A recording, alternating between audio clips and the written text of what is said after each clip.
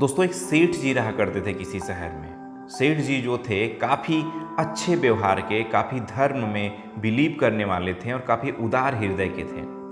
उनके पास एक कपड़े की दुकान थी।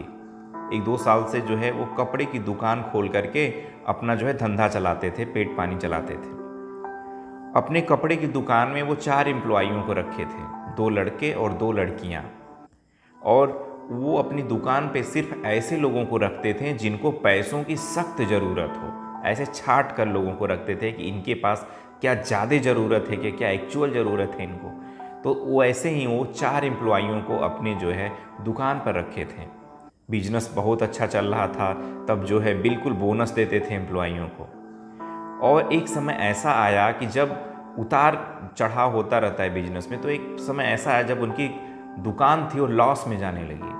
उनका बिजनेस जो है काफ़ी ख़राब हो गया और वो बहुत परेशान हो गए कि अब हमको क्या करें।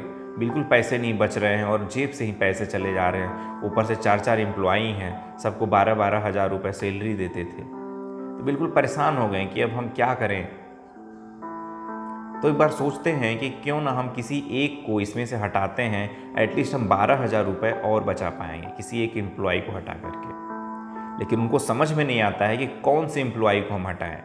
सबको, जो जितने भी 2 लड़कियां थी वो जो है लेडीज सेक्टर को संभालती थी, उन्हीं से ज़्यादा मुनाफा होता था। और जो 2 लड़कों में एक लड़का था जिसकी माँ बहुत तबीयत खराब थी, और एक दूसरा लड़का जो था वो अपने बाप का इकलौता बेटा था, और उसका बाप जो है काफ़ी कर्ज में डूबा हुआ था। उसको समझ में नहीं आता था कि हम किसको अपने दुकान से हटाएं। तो सोचते हैं कि क्यों ना कोई टेस्ट ले लेते हैं छोटा सा।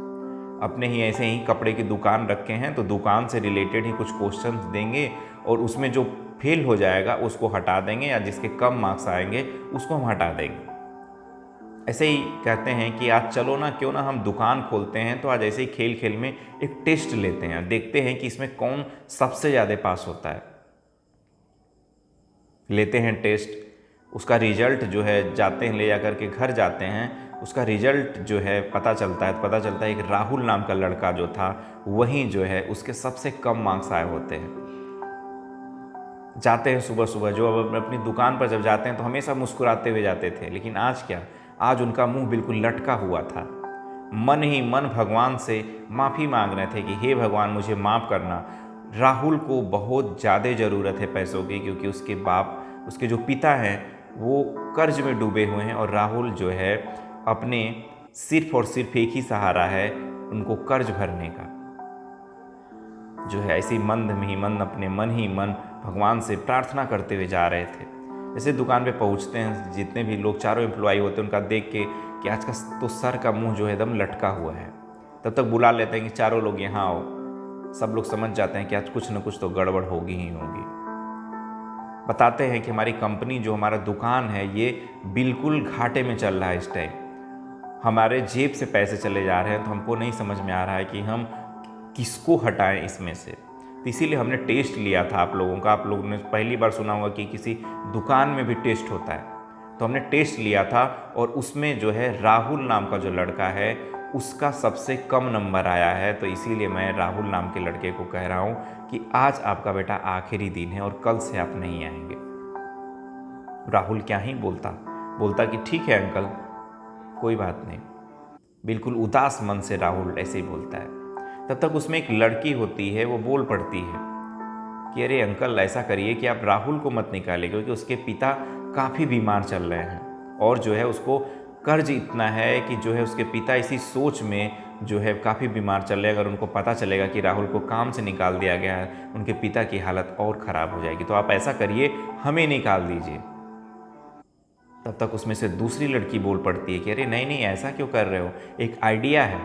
ऐसा करिए सर कि हमको आप 12-12 हज़ार रुपये सैलरी देते हैं, आप ऐसा करिए कि हमारी सैलरी 9-9 हज़ार रुपये कर दीजिए, और हम चारों लोग जो है अच्छे से काम करेंगे आपके यहाँ।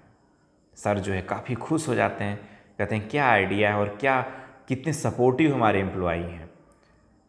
तो जो है वो मान जाते हैं, और 9-9 हज़ार रुपये सैलरी किसी को भी नहीं निकालते हैं।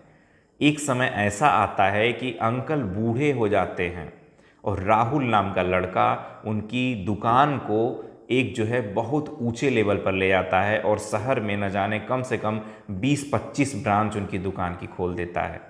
राहुल नाम का लड़का जो था वो आज इतना कुछ किया अंकल के लिए, और अंकल जो है समय बीतने के बाद अंकल सोच रहे थे कि यार एक समय था मैं जब राहुल को निकाल रहा था और आज वही राहुल, एक छोटे से टेस्ट के लिए मैं उसको निकाल रहा था और आज वही राहुल मेरे लिए इतनी दुकानें खड़ा कर दिया। दोस्तों छोटी सी कहानी हमको यही सिखाती है कि कभी भी लाइफ में, हमारे आजकल के रियल लाइफ में ऐसा हो रहा है। अभी भी 10th और 12th का रिजल्ट आया हुआ है, आप देखे होंगे कि बहुत बच्चे फेल हो गए हैं और काफ़ी बच्चे पास हो गए हैं। जो फेल बच्चे, उसमें से काफ़ी न्यूज़ आपको सुनने को मिलती है कि वो सुसाइड कर ले रहे हैं, ये कर ले रहे हैं, वो कर रहे हैं। दोस्तों मैं आपको बता दूं सबसे पहली बात कि ये सिर्फ और सिर्फ आपकी एक छोटी सी परीक्षा है। अभी ज़िंदगी की पूरी परीक्षा बाकी है। ऐसा नहीं कि आप छोटे से एक क्वेश्चन पेपर में आप फेल हो गए हैं, इसका मतलब कि आप पूरी ज़िंदगी में फेल हो गए हैं। तो कभी भी ऐसा गलत कदम मत उठाइए। और जो लोग पास हुए हैं उनको ये कहानी बहुत इम्पॉर्टेंट है सुनना, क्योंकि आप जब पास हो गए हैं तो अगर आपके मित्र हैं, जो भी फ्रेंड्स हों, अगर वो फेल हो गए हैं तो ऐसे मुसीबत की घड़ी में आप उनके साथ रहिए, आप उनका हाथ पकड़िए, आप उनको मोटिवेट करिए कि यार ठीक है यार, क्या हुआ, फेल ही तो हुए हो, ठीक है अगली बार पास हो जाओगे, मैं तुमको पढ़ाऊँगा। तो आपके सपोर्ट की ज़रूरत है। आप आजकल सुन रहे होंगे कि काफ़ी एम्प्लॉइयों को कंपनी से हटाया जा रहा है, तो ऐसे में ज़रूरत है एक दूसरे के सपोर्ट करने की।